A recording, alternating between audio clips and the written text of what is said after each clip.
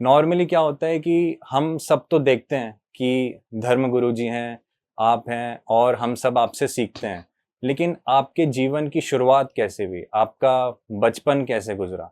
और क्या वो चीज़ थी जिसने आपको प्रेरणा दी कि आप एक धर्म गुरु बन सके और महामंडलेशम जैसी उपाधि को प्राप्त कर सके? वसुदेव सुतं देवं कंसचारूणमर्दनं देवकी परमानंदम कृष्णम वंदे जगतगुरु। देखिए बंधु, प्रत्येक जीव का प्रारब्ध होता है। हाँ जी। कहे नारद हेमवंत सुन जो विधि लिखा लिलार, देव धनुज नर नागमुन कोहुन मेटनहार। वाह। हमारा कहाँ पर जन्म होगा, किस परिवार में होगा, कैसे लोगों में होगा, वो हमारे और आपके हाथ में नहीं है। ये जीव का नित्य प्रारब्ध होता है।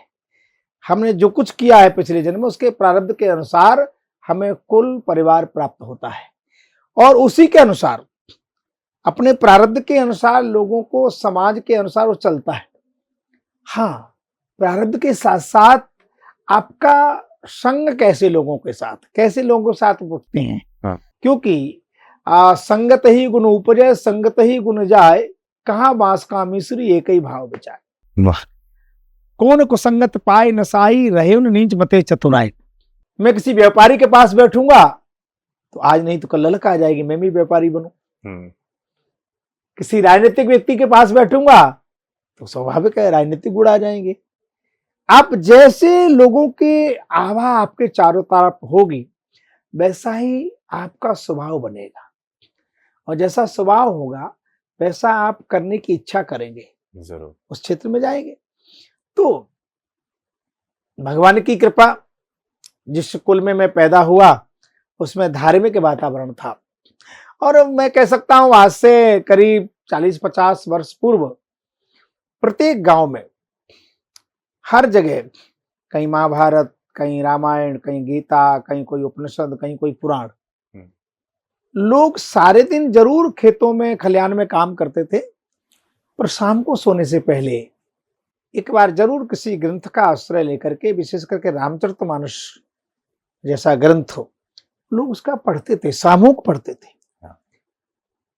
सर्दी में लोग अग्नि जलाए और अपने से जो बड़े लोग हैं वो कहानी किस्सों के द्वारा अपनी प्राचीन जो परंपरा है उसके बारे में बताया करते थे। उसके अलग से कोई अध्ययन करने की आवश्यकता नहीं होती। तो मेरा भी बालकाल, बचपन गांव में बीता है और गांव में बीतने के कारण मेरे परिवार में धार्मिक प्रवृत्ति थी। मेरे दादा, मेरे दादी सब बड़े धार्मिक लोग थे। तो भगवान की कृपा, हमारे दादाजी मानस के बड़े अच्छे ज्ञाता थे, रामचरितमानस। मैं, अच्छा जी, रामचरितमानस से हिंदी पढ़ना सीखा। हाँ, और रामचरितमानस के ऐसा, वैसे सभी ग्रंथ हैं, रामचरितमानस के ऐसा ग्रंथ है जो मनुष्य को बताता है कि तुम्हारी करना क्या है, मनुष्यता क्या है।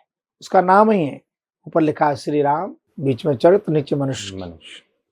नीचे से हे मनुष्य तेरा चरित्र श्री राम जैसा होना चाहिए। तो ऐसा पवित्र ग्रंथ से मेरा आश्रय ग्रंथ है वो।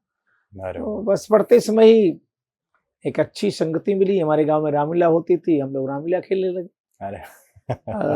रामलीला खेलते खेलते, पढ़ाई करते करते हुआ कि जीवन में लक्ष्य प्राप्त करना चाहिए। तो लक्ष्य क्या है?